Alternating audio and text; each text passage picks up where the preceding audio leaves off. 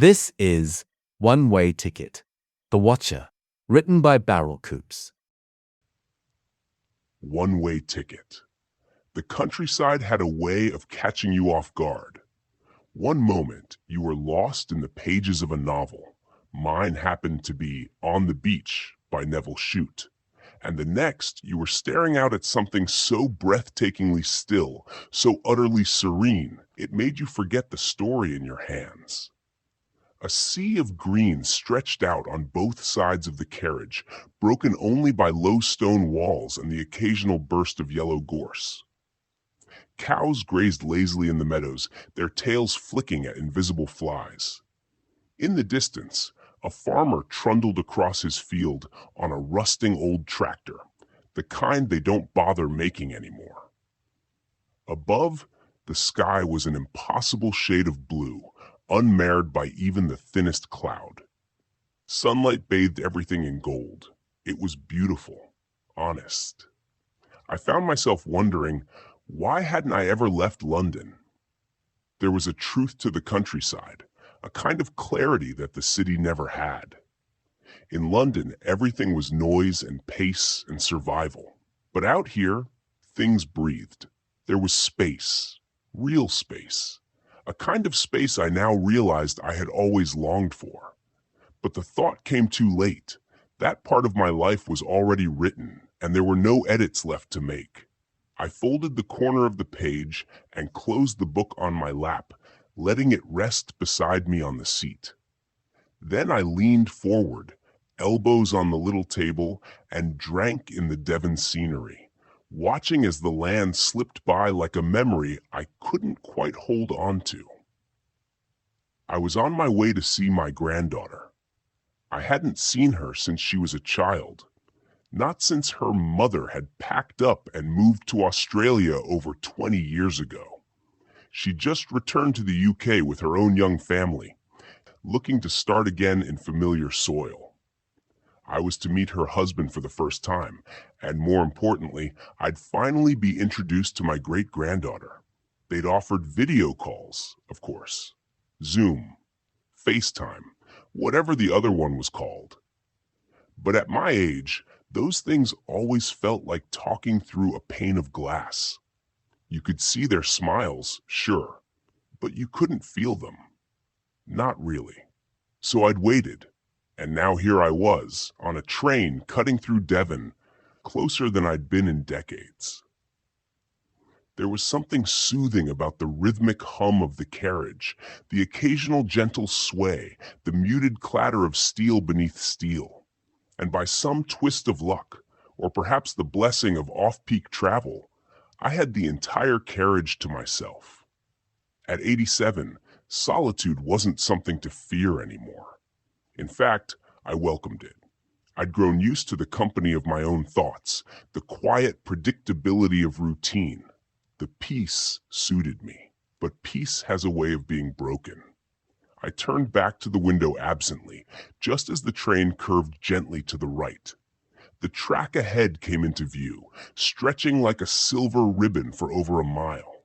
And that was when I saw him, a figure, standing on the tracks. I blinked, sat up straighter, pressed my hand against the glass.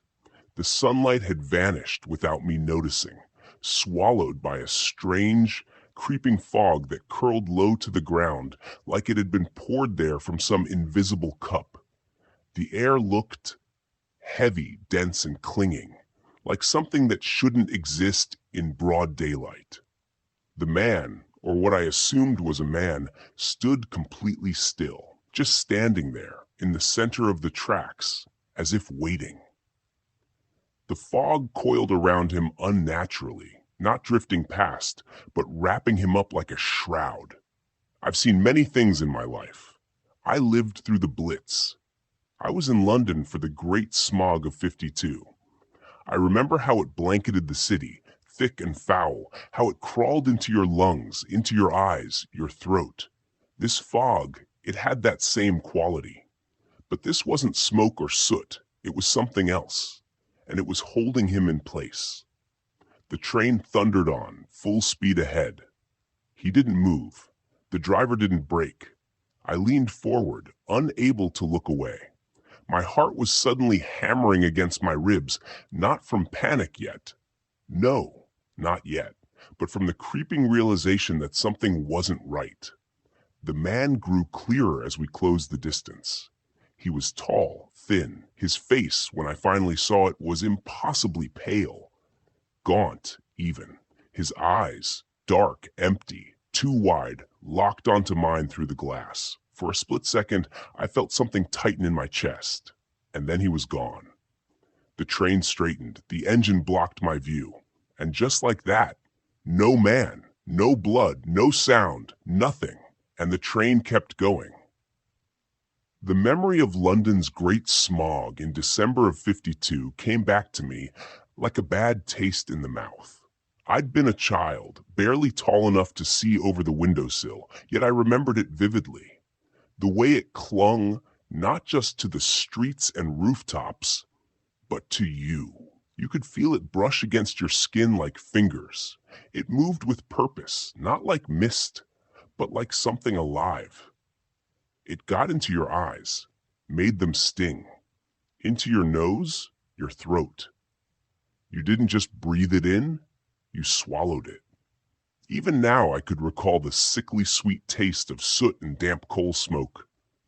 But this fog, this thing on the tracks, it was different. It didn't follow the wind or rise off the fields like morning mist. It clung to that man like it had found him and wasn't willing to let him go. Like it had chosen him. It didn't feel like weather. It felt like intent. My heart pounded hard, brittle against my ribs. I gripped the table in front of me, white-knuckled, waiting, sure that at any moment the brakes would scream, that the train would lurch, sirens blaring, people shouting, that we'd stop just short or not at all. But nothing happened. I turned away from the window. I couldn't bear to watch him die. I didn't want to see it. I imagined the moment of impact. Imagined his body bursting like a water balloon across the glass, a red mist sprayed like insect gore on a windscreen. But when I finally dared to look up again, there was no blood, no body, no screeching brakes or panicked conductor running down the corridor, just the fog. It curled against the outside of the window like smoke trapped in a jar, dense, slow-moving, unnatural. And in the silence that followed, the train simply carried on. The gentle clickety-clack of the wheels against the rails resumed its familiar, indifferent rhythm, as if the past minute had never happened. I tried to make sense of it, told myself it had been a shadow, a trick of the light. Maybe a scarecrow, or a tree twisted by time and weather into something vaguely human. But I didn't believe myself. It had been a man. I had seen him. And his eyes, those sunken, hollow eyes, were still burning in my mind, bright as coals and twice as cold. The kind of stare that didn't just look at you, it entered you. I shook myself, glancing down the aisle. Still alone. Still no sound, but the low hum of the train and the soft flickering of the carriage lights, which now seemed to dim ever so slightly, as if struggling to stay alive. Odd. This line was usually packed, especially at this hour. The holiday season always filled the train with sun hats and picnic chatter, children with ice cream-stained cheeks, couples planning beach weekends in Devon or Cornwall. And yet, nothing. Every seat but mine empty. My carriage, silent. The overhead luggage racks were bare, as if no one had ever boarded at all. I glanced at my watch. 4:07. Somewhere beyond the window, the sun would still be shining. Somewhere, people would be laughing in pub gardens, sipping pints under hanging baskets of flowers. But not here. Not on this train. Out my window, there was only gray. A solid wall of fog, featureless, endless, like the world had been erased and replaced with silence. I tried to pull myself back to reality. I thought of my granddaughter. I imagined her face, Older now, of course, but with her mother's dark hair and the same sharp wit I remembered from years ago. I thought of her husband. I'd yet to meet him. And of the baby, my great-granddaughter. I tried to imagine what she might look like. Would she have my eyes? Would she cry when I held her? But the thoughts were misted over. Every time I grasped one, it slipped through my fingers. My mind kept drifting back. Who was that man? How had he appeared so suddenly? Why hadn't we hit him? And why? Was there no one else on this train to witness it? I found myself turning toward the window again, compelled, expecting, afraid. Part of me already knew. He wasn't gone. Not really. The train began to slow as we approached Honiton. I recognized the name from the announcement, but something about it felt off, wrong. As the brakes sighed and the wheels clattered against the points, I peered out through the fog-smeared window. The platform was utterly deserted. No waiting passengers, no bustling families, no station staff. The ticket booth stood shuttered and dark. A single lamppost flickered into life just beyond the shelter, its glow golden and soft, but already the fog was creeping in, swallowing the light inch by inch like a slow, deliberate tide.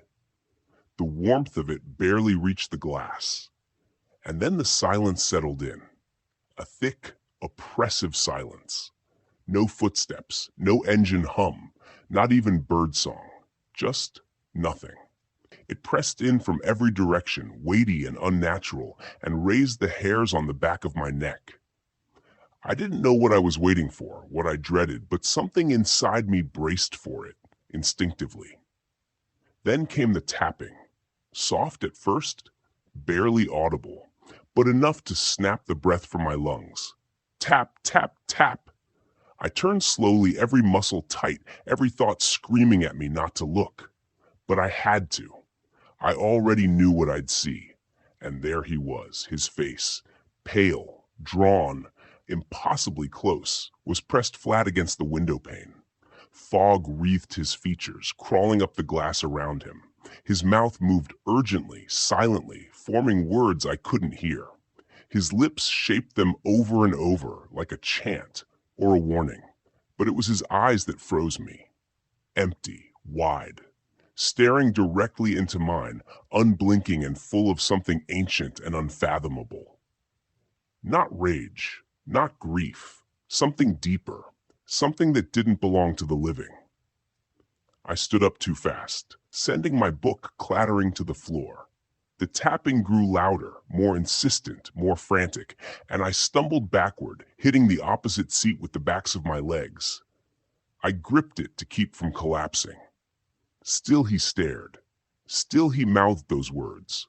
No change in his face, no flicker of emotion. Just that steady, terrifying gaze. I opened my mouth to scream, to shout for help, but nothing came. My throat clenched. My lungs refused to push out sound. Then, hiss, the carriage door slid open behind me. I spun around, desperate for someone. Anyone, but the corridor was empty. A yawning stretch of dim lights and silence. No footsteps, no conductor. The tapping stopped. I turned back. The window was empty. No face, no figure. Only the fog again, thicker now, dancing in slow spirals across the glass like breath on cold air. The train jolted and began moving once more. That rhythmic clickety-clack resumed, distant and hollow, as though coming from some faraway tunnel. I sank down into my seat, limbs trembling, my heart fluttering in my chest like a bird trying to escape its cage. Had I imagined it? Surely no one could appear, vanish, reappear like that. Speak without sound, without air. But I knew what I'd seen. I knew those eyes hadn't come from my imagination. I could still feel them, still feel the pressure they'd left behind like fingerprints on my soul. The train picked up speed. Outside the window, there was no scenery, no hills or trees or grazing cows anymore. Only fog. A solid shifting curtain of gray, no direction, No depth, just endless shadow. It devoured the world. Still, I kept my eyes fixed on the window. Not because I wanted to, because I was afraid not to. Afraid that if I looked away, he'd be there again. Inside this time. Minutes passed. Maybe hours. The seconds folded in on themselves as if time no longer obeyed the rules. My head felt heavy. My thoughts. Strange. Unreal. And then, darkness. The overhead lights flickered once, twice, and died. The carriage was plunged into pitch black as if swallowed whole. No light, no color, no outside world, only the sound of the rails, soft, mechanical, and far too calm. My fingers fumbled for my phone. I needed light. I needed it. I found it. Lit the screen, and what I saw in the reflection made my blood stop moving. He was sitting across from me. I was plunged into total darkness. Not the kind that comes with dusk or power cuts or even sleep, but a blackness so absolute it felt physical. It wrapped around me like a heavy blanket soaked in ice. The only sound left in the world was the steady clickety-clack of the train wheels, rolling endlessly through the void. My chest tightened, my breath turned shallow. I reached into my coat pocket with trembling hands and fumbled for my phone. I pressed the screen, desperate for light, for anything to anchor me to something real. A faint glow flickered to life in my palm, but even that seemed muted, like the darkness around me was swallowing it. A candle in a cavern. Shadows moved where shadows shouldn't have been. And then I saw it. Not on the seat across from me. In the reflection. He was sitting there. Inside. I almost dropped the phone. I didn't move. Couldn't. Every muscle in my body seized. My throat clenched around the scream that wanted to come. It felt like I had fallen into some other world, one that ran parallel to ours but didn't obey the same rules. He was just as I remembered him. Gaunt, hollow-eyed, his face a lifeless white, more like old wax than flesh. But now, from this close, I could see the details. Deep, dark shadows like bruises beneath his eyes. Thin lips cracked at the corners, his cheeks hollow as though hunger had chewed through him long ago. Scars, a network of faint silvery lines, crisscrossed his jaw, his forehead, even the skin just below his throat. His suit hung off his frame, far too large, draped like it had once belonged to someone bigger, or someone living. And still, he watched me, not blinking, not breathing, just watching. Who are you? I croaked out, though my voice was barely more than a breath. It cracked in the air like it didn't belong there, like I'd spoken aloud in a church full of ghosts. He didn't answer. Instead, with a slow, deliberate motion, calm, almost familiar, he leaned forward. His pale fingers, long and angular, placed something carefully on the seat between us. A notebook. Then he leaned back. Not a word, not a sound. And as quickly as he'd come, he was gone. I blinked. He was no longer in the seat. No puff of breath, no shift of weight. Just gone. The darkness still lingered, but he was no longer in it. Then, without ceremony, the lights in the carriage flickered violently and snapped back on. Harsh, sterile light flooded the space as if nothing had happened. The seat across from me was empty, but the notebook remained. It sat there, tattered and quiet. I stared at it for what felt like hours, my hand hovering just above it, fingers twitching in hesitation. I didn't want to touch it. I knew I shouldn't. But it was too real to ignore. The proof that something had happened, that I wasn't dreaming. Eventually, slowly, I picked it up. The leather cover was cracked and worn, soft in places, brittle in others. The front bore a stain, something dark and unidentifiable, and a small tear at the corner. It felt strangely cold, as if it hadn't been in this world long enough to absorb its warmth. I opened it cautiously. The pages inside were yellowed with age, curled at the edges, some slightly torn. The ink was uneven, some lines sharp and clear, others faded or blotched. The handwriting was erratic, shifting styles mid-sentence, letters veering wildly in size and angle. Not madness, exactly, but fear. The writing of someone trying to get thoughts onto the page before they slipped away, or before something else caught up to them. I flipped through slowly, entry after entry, some dated, some not. Names I didn't recognize, mentions of noises in the night, lights flickering, carriages going missing. But one name appeared again and again. Thomas Hargrove. It was his journal, his account. I kept reading, each passage sinking deeper into me like ice water. He described strange passengers that no one else could see, disappearances, whispers behind the glass. He'd ridden this very train dozens of times, and with each journey, things had grown darker, more unnatural. And then came the name, the Watcher, always capitalized, always feared. He wrote of something that emerged from the fog, not always seen, but always felt. Something old, something wrong. It followed him, appeared in different forms, sometimes a man, sometimes just a shadow, but always watching. The final entry chilled me to my core. I saw it again today. I was the only one in the carriage. I don't think I'll be making it to the next stop. If you found this, destroy it. Don't read on it knows.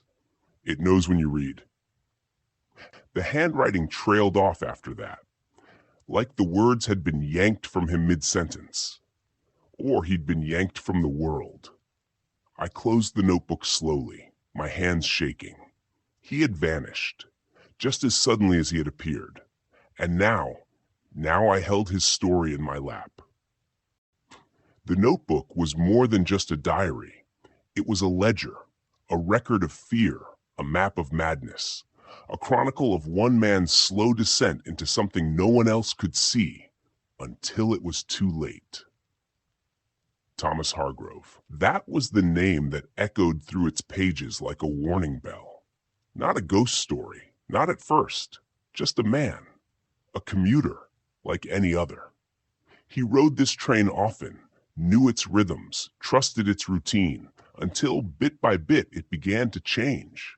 He began to change.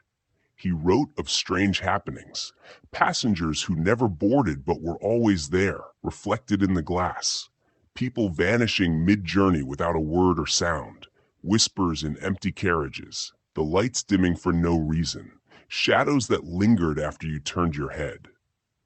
But it always came back to one thing. One being, the Watcher. Thomas didn't describe it in detail. Perhaps he couldn't, or perhaps he dared not. But from what he wrote, the Watcher wasn't a man.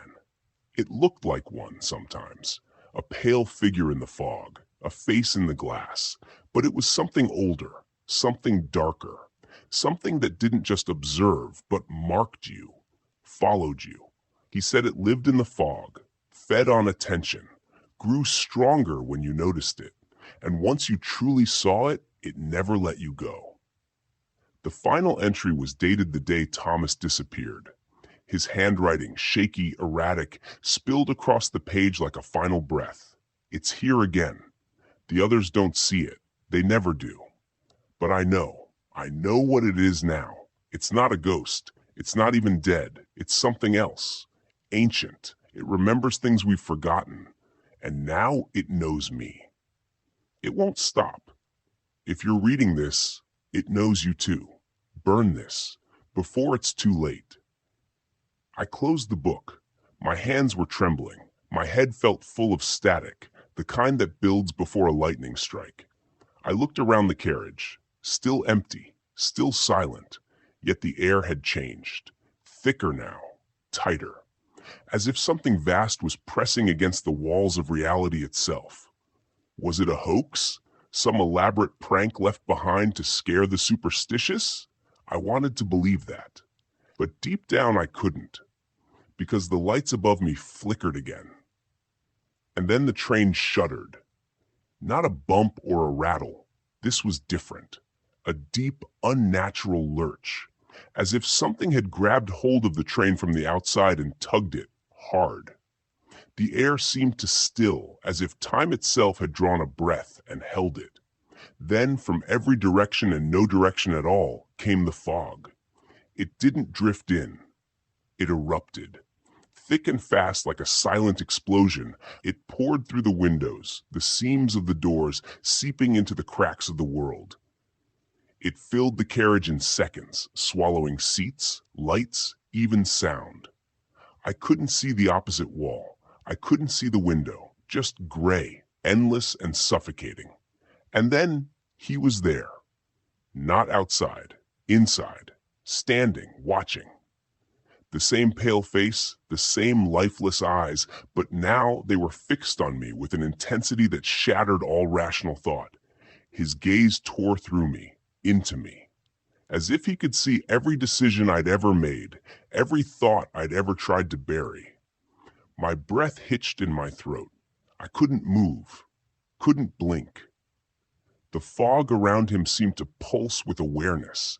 It wasn't just a backdrop, it was part of him.